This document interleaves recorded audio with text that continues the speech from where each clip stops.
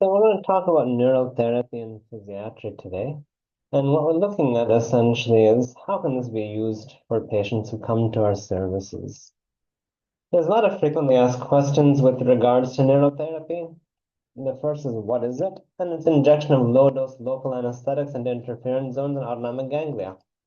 What are interference zones? Areas of dysfunction or manifestations of somatic dysfunction, meaning trigger points. So that is a type of interference zone, but not the only. Is this alternative medicine? No, it's relatively unknown modern medicine. And how unknown? It was started about 100 years ago by Dr. Huneke in Austria. And what makes it unique is it unifies ganglion blocks, nerve blocks, and muscle procedures from the standpoint of what the person being treated has experienced. This is what makes it so unique and hard to understand. I'm going to try to explain it in this talk. How do you know where to inject? Here's a 45-year-old man with vertigo and dizziness who's failed in all standard treatments for the past 10 years. The lightheadedness is making it so hard for him to work and just be a person. Dick's Hallpike is negative, MRI is negative, a C-spine X-ray is negative, dynamic motion X-ray shows the atlantic axis subluxation of 3 degrees for the time that it's taken. But when we dig into his history, we find that there's a forgotten history of childhood trauma, where his cousin immobilized him and punched his head for 5 minutes. Now, clinical exam reveals interference zones in the area where he was punched, and treatment with 0.5% propane in his splenius capitis interference zones led to complete resolution of decade-long symptoms. What else can you inject? Or where else can you inject? So here's a 30-year-old engineer who had a road traffic accident 6 months before. It resulted in a crush injury of the right lower extremity and a hemipelvectomy. And now he has severe neuropathic pain in the leg and bowel and bladder control issues. He was sent to me for pelvic floor rehabilitation, but that didn't really work. There wasn't enough muscle down there to make a pelvic floor or a sphincter. We tried all the standard care for the neuropathic pain, like mirror therapy and pain medications. Nothing was working. But he did have hemipelvectomy scar pain. And we tried neurotherapy with 0.5% procaine, and the pain got better. The pelvic floor did not, because he didn't have much muscle there anyway. So he still has a colostomy, but because the pain went, we got him a prosthetic. You can see him with the prosthetic. I can't show you how big his smile is now that he's standing and walking again, but he got better with that. The question is, what are we really injecting? Are we injecting along somites or interference zones or kinetic chains? It's really hard to say. But here's a 57-year-old female with a hypoxic brain injury 6 months ago. Someone got the great idea to remove her tracheostomy, but that resulted in hourly forceful breathing with desaturation, tachycardia, and systolic blood pressure shooting up to 180 millimeters mercury for the past 3 months, every hour. The family was terrified by this because she's at home with them, and she also appears to be terrified. I can't show you her face. On exam, there's severe dystonic opisthotonus, and the tracheostomy stoma was being pulled open by the excessive neck extension, making unfiltered air enter and initiates a cough reflex, which led to this presentation. So we got all our colleagues involved, and no one really knew what to do. They couldn't close that stoma anyway, and it just became a nightmare to deal with this. We used 2% lidocaine to cervical paraspinal and splenius capitis, and she got better. But let's show you those symptoms.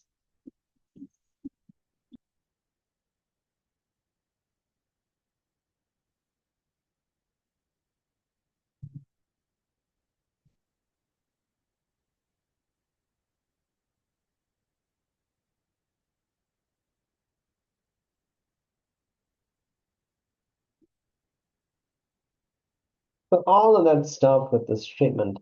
She didn't regain further consciousness, but she's not suffering like this. Now, what are we injecting? If you look at interference zones, they are essentially going to be injecting along a somite. And the human body develops from an embryonic disc, which has an ectoderm, an endoderm, and a mesoderm. Endoderm becomes the organs inside our body. Ectoderm becomes the nervous system. Mesoderm gives rise to muscles, skin, bone, etc. Now, you can inject anywhere along the mesoderm, be it muscles that link to something, the skin levels that match the nerve root, or even the nerve that matches that nerve root, and get results. For her, injecting along the neck muscles stopped the muscle spasms that allowed the tracheostomy stoma to not get stretched open, making this difficulty breathing for her. But what I want you to understand is there's this thing called history of life, and these are events that a person internalizes and stores in memory to protect themselves. These can trigger such presentations, and desensitizing interference zones mitigates these issues. Why? The issue is in the tissue. It's in the facial planes, the glue that holds the entire body together. It contains a lot of different receptors. So you can have pain receptors, mechanical pressure receptors, joint position receptors. They all feed into a dorsal root ganglion and finally a dorsal horn. If you have any one of those overreacting, it can block up the function from tendons, muscles, blood vessels, or even organs.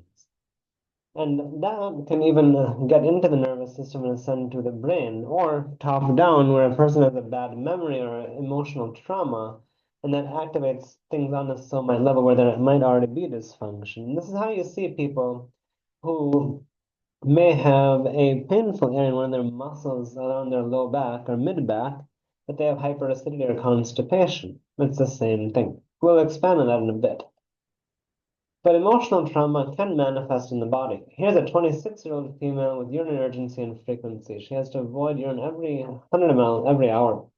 No, she went to our colleagues and they couldn't really figure out what was wrong with her. They called the pelvic floor dysfunction center to me. She failed on all standard medications and she was referred for pelvic floor rehabilitation. But there was no response to custom exercise programs or even EMG biofeedback. We did a trial of neural therapy with 0.5% procaine. Within 2 treatments, she was completely resolved. Now, what remained was to find out what was actually driving up all her stress, and there was actually psychosomatic and familial stressors that was causing all these problems for her. So we had to address those things to make sure the problems didn't get worse. But where is all this change happening? It's happening in the sympathetic ganglia. And the evidence is a phenomenon called long-term ganglion potentiation. This is the basis for the wind-up phenomenon in pain and how peripheral sensitization leads to central sensitization. So sympathetic sprouting is what actually happens where you have nerve fibers sprouting inside the dorsal root ganglion, and that eventually leads to what we call central sensitization. We can find this on histopathology. Here's a rat study where the sprouting has happened. You find a basket formation. That's this little red circle here with an arrow on it. The nerve or nerve bundle here keeps on demanding nutrients from the body so it can keep on making neurotransmitters that improves its blood flow so it can do its work, but it disrupts the normal structure of this dorsal ganglion. The normal lamination pattern is broken. So if this is a neuron bundle for pain, then around here could be things for a stomach or a bowel or a bladder or the skin on that level. And now those go into dysfunction. So basketing equals lamina disruption, which leads to the features of chronic pain or viscerosomatic overlap. And how? We release of pro-inflammatory neuropeptides from sympathetic fibers. Positive neuronal feedback loops in sympathetic nervous system affect spinal and supraspinal levels. Vasomotor-related inflammation, sympathetic sprouting, which we spoke about, sensitization of wide-range dynamic receptors and neurons, sympathetic afferent coupling. And here's another rat study that shows us if you inject normal saline or nothing or lidocaine, those who receive lidocaine will have much less sympathetic sprouting than those who don't receive it. And you can see it by different levels in the same rat. So when they receive lidocaine, they don't have as much sprouting compared to those who receive saline or no treatment. In fact, no treatment is as good as receiving saline. So everything you've heard so far still sounds like psychosomatization. It doesn't sound like anything too serious, but can you treat serious conditions with this? Yeah. A 26-year-old female medical intern who fell from a height 3 months prior to coming to meet me. Standard care revealed led to a laminectomy and fusion for L1 burst fracture. She regained walking and was active on her surgery rotation as a intern, but she needed a Foley catheter and a diaper, as she took care of those who had the same thing. When she came to me, she had an acontractile pelvic floor, and she was referred from a local physiatrist for neural therapy. Now, we did try conventional methods first. We did try pelvic floor rehab and EMG biofeedback. Nothing really worked. We wasted 2 months that way just doing the normal stuff. But we started neural therapy. And within neural therapy, within the first treatment, she got control over stool. With the second, she was able to sense the urge to pass urine and void, and then she could remove her diapers. By the third treatment, she had resting muscle tone and buttocks restored, so her muscles and the buttocks were completely flat and flabby. They took on the normal round texture and tone with these treatments. And lastly, she got sensation in the buttocks and perineum, which returned. All we did was pelvic plexus and sacral hiatus with 0.5% procaine. People still don't believe that this actually works. Here's another study where they've done stellate ganglion blocks and they've looked at Western blot. And they're looking at 1 kappa beta alpha, NF kappa beta P65, NF kappa beta P50. And you can see those who are receiving the stellate ganglion blocks are actually doing better than those who are not. This is another murine study. And again, the same thing with rats who are given a traumatic brain injury, stellate ganglion block versus just a control. For all these pro-inflammatory mediators, the things are coming down. And same thing again here, interleukin 6, IL-1 beta, TNF alpha, and CGRP. Overall, if they receive a stellate ganglion block, they're going to do better than those who don't. How is this working? What we're looking at is essentially a neuronal reflex arc or the inflammation reflex. Now, when a person has a dysfunction, it's going to be in this on some level. And this is a neuronal reflex arc that has a control center, an efferent, an effector, and an afferent limb. So when we reframe this for the autonomic nervous system now, the autonomic nervous system is present throughout the entire body, except for on the level of a few immune system cells. But we're going to relabel this control center as the integrated set point center. It's a center beyond which anything that we experience becomes taken as a stress and should be reacted to. So this control center is acted upon by the nucleus of the tractus solitarius. It acts on the rostroventrolateral medulla and the nucleus ambiguus. And poof, when the threshold is crossed, an impetus is given off from this control center in the sympathetic and parasympathetic limbs. Both do act in tandem in some degree of control. The most common neurotransmitter is acetylcholine, which acts on the alpha 7 nicotinic acetylcholine receptor, which is going to be found on the immune cells. And these immune cells activate, and there's two pathways that activate within them. One is phospholipase C gamma and MAP kinase, and one is JAK2 and STAT3. The end result is cytokine release. Cytokine release is detected by the vagus nerve and the glomus paracrine tissue, which then sends a signal back up to the integrated set point center saying, hey, the job is done. But if this was a closed system, we would be perfectly fine. Unfortunately, this is open to access by outside agents.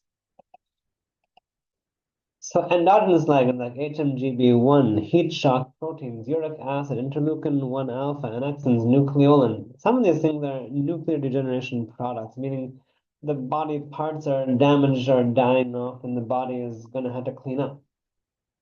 Heat shock proteins can be released in response to emotional trauma. We see something we don't like, it can lead to heat shock protein release, and now you have this inflammation network active. Other things could be exogenous ligands like lipopolysaccharide, lipoteichoic acid, CpG-containing DNA, dsRNA, hemazone, and flagellin. Some of these are bacterial products. So if a person has been hospitalized for a long time and these things get into circulation, they can trigger this. And it's all a good thing until you really look at modern lifestyle, where you have people who can be overstimulated by environmental stimuli, like blue lights and all kinds of inflammatory salacious material on the internet. memory stored by the amygdala. We're already triggered and then we get woke when something we don't like happens. Or bad posture, bent over in front of a screen for hours on end.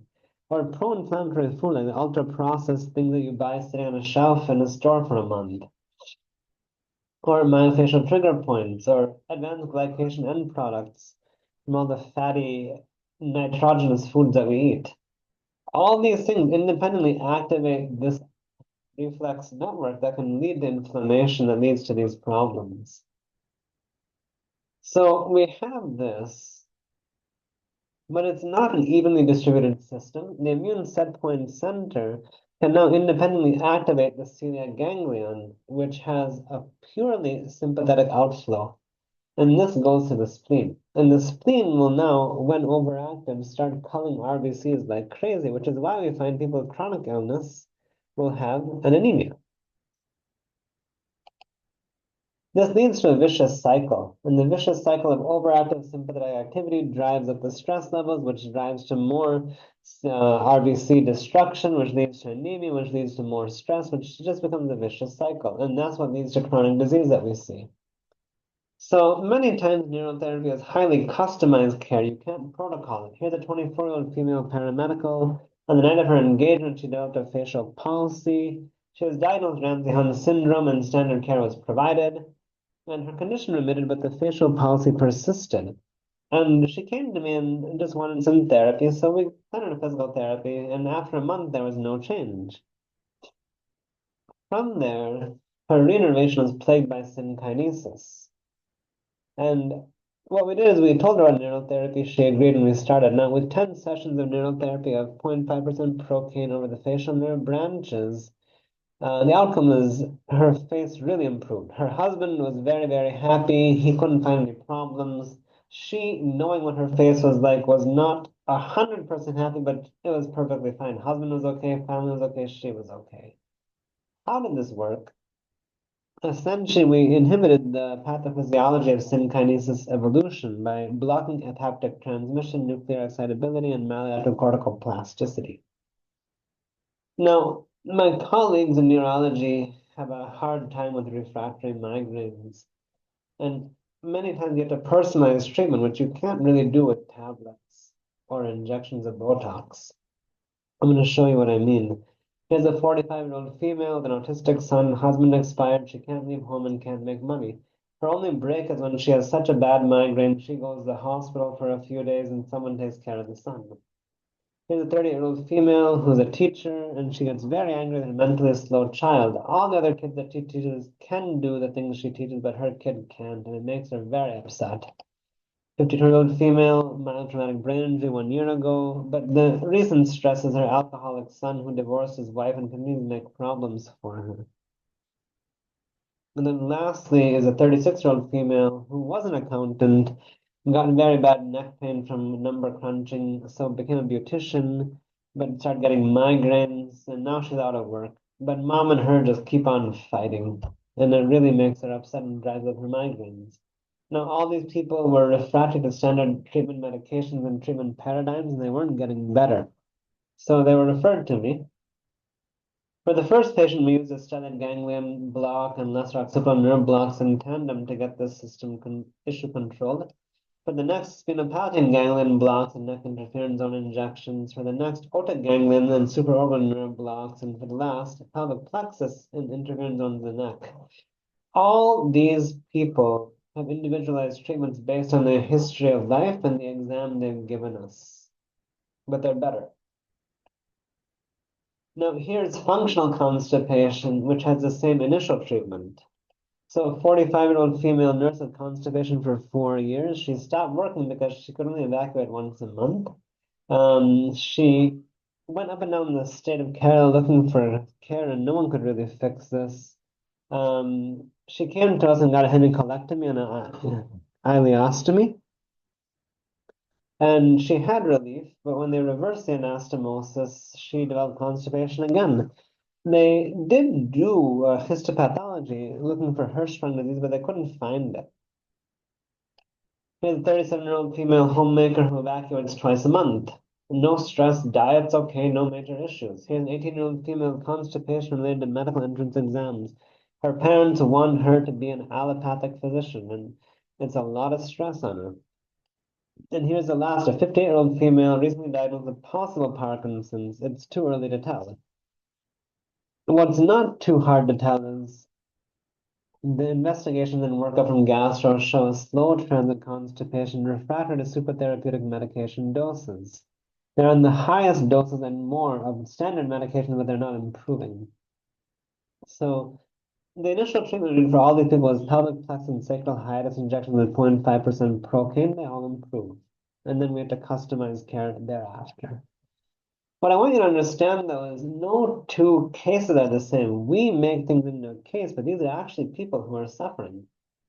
We have a problem as modern medicine practitioners, and it's this. We redefine reality to our liking. Ontology is the nature of being or existence. Onto dumping is reality. And we're dumping reality into categories that we find convenient. And what that dumping is called, as categories, is called diagnosis. So we fabricate this category, this label, to describe a person's problem, then we treat that label after labeling it, and we don't treat the actual problem. And how to do this? We do this with guidelines. So guideline says migraine equals 1, 2, 3, and you follow these things. And if the person fails, it's not our fault. We follow the guidelines. We didn't do something crazy. But if they suffer, they have nowhere to go except to go to quacks. And it'll be our fault because we didn't sit and listen to what they're going through to get a fine-tuned history to make a plan that customizes to them. What I'm trying to say is diseases don't just suddenly appear. Nobody wakes up with osteoarthritis one day. There's a process that leads to, and the process is we start in a state of general health. We get an insult in life, and we might overreact a bit and not stay peaceful. If stress comes again, maybe have a bigger reaction and get some neck pain or hyperacidity in the process. Maybe the next time we don't react so bad, but we're reacting a little bit faster. And the next time have a big reaction that comes up as a migraine or a full-blown headache, and we can't figure out why it happened, but it must be someone else's fault. And then we find the whole baseline shifts towards being prone to triggering faster. Pre-disease maladaptive processes become so bad the disease finally emerges. When disease emerges, our colleagues can put labels on it left and right. But when the latency period between these events decreases and the baseline starts to shift, people become more and more unwell. They're always unwell. There's a point of no return, and the disease process becomes autonomous. This is a problem. This is where most of modern medicine works. It can't catch things earlier. It doesn't know what to do with them at that stage. So without neural therapy and with neural therapy, you can see the difference. We're all going to get sick. We're all going to expire one day. Just people who don't have control over this process will get there faster or in worse shape. Neural therapy modulates the autonomic nervous system. It does not treat or cure disease. And by mitigating fluctuation, symptomatology can actually improve. So we're not saying that we're going to cure the migraine. We're going to control the fluctuation of the autonomic nervous system. And if the symptoms improve, that's fine. And then there is another side to this, which I'll explain later. Are there other ways aside from injecting people to get there? You could cut back on ultra-processed foods. You could help them manage stress. You could help them work on sleep. You could help them work on physical activity. You can reduce their screen time. You can get them to a psychologist to deal with social stressors. So why not do those and just avoid injections? Well, the thing is, all those can take some time to produce results. And people need some degree of immediate relief to know that you really mean well. And this provides a window of sanity where they know they're not this disease process they're suffering from. If they get this window of sanity, they can be peaceful. They can observe and see when they deviate, when they fluctuate, and then they can start controlling on their own, meaning they don't need us anymore, which is the best state to be in. There's many things that I've not said. Neural therapy is not always successful. I haven't shown you those failure cases. Adverse reactions can be a positive. And this is a bit scary, but people can have all kinds of weird symptoms as a response to neural therapy that can be looking negative, but it's actually a sign that we got the right structure and it's kind of catharsis. The hard part about neural therapy compared to standard care is standard care produces an immediate response that suppresses symptoms. Neural therapy can take time and multiple history revisions to get a lasting result. If you see people with this condition, don't inject them, please. But what I want you to understand is personalized care can't be generalized. Now, there's a lot that goes against neural therapy as a treatment. And what's missing is we don't have protocols. Every person is an individual. You treat them individually. There's no number needed to treat. There's no minimal clinical important difference. There's just people who have a problem and you treat them. We have a few RCTs and one meta-analysis. But what we do have is animal model randomized controlled trials with molecular mechanisms explained, as you saw with those rat studies and TBI studies. What's missing is molecular proof in humans, and there's a reason. You can't inject a human and sacrifice them. It's unethical. Does that make it bad? Well, you be the judge. Some common treatments are no different. Most of the rehabilitation therapy services provided by therapists are customized to a person. There's no real protocol. You do what they do, and they do what they can. They get better or not. What I want you to understand, though, is precision medicine is not population-based medicine. The absolutes of healthcare remain the same. There's a person who is suffering, a clinician willing to do the needful, and their level of skill and knowledge. Is that you? That's for you to figure out.